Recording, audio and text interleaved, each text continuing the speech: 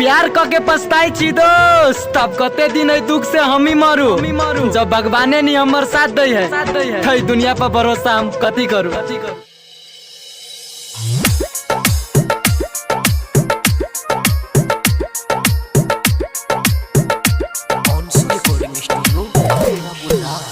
जिंदगी से दूर तोहरा भोले हो जाएगा, जिंदगी से दूर तोहरा भोले हो जाएगा।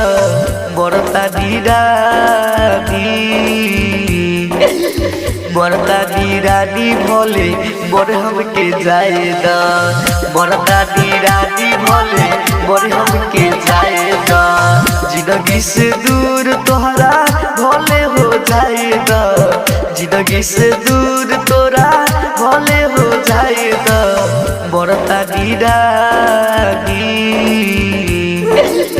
मरता दीरानी भोले मोरे हमके जाएगा, मरता दीरानी भोले मोरे हमके जाएगा।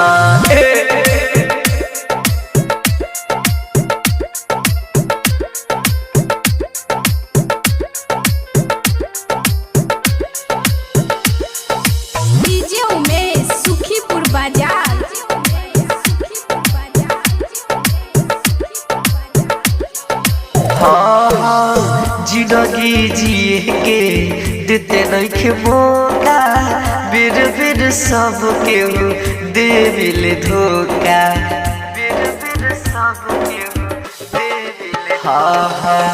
जिंदगी जिए के देते नइखे मौका, बेर बेर सब केहू देविले धोखा। आग में भोले हम की जड़ जाएगा, आग में भोले हम की जड़ जाएगा। मरता दीरानी मरता दीरानी भोले मोर हमके जाएगा, मरता दीजान भोले मोर हमके जाएगा।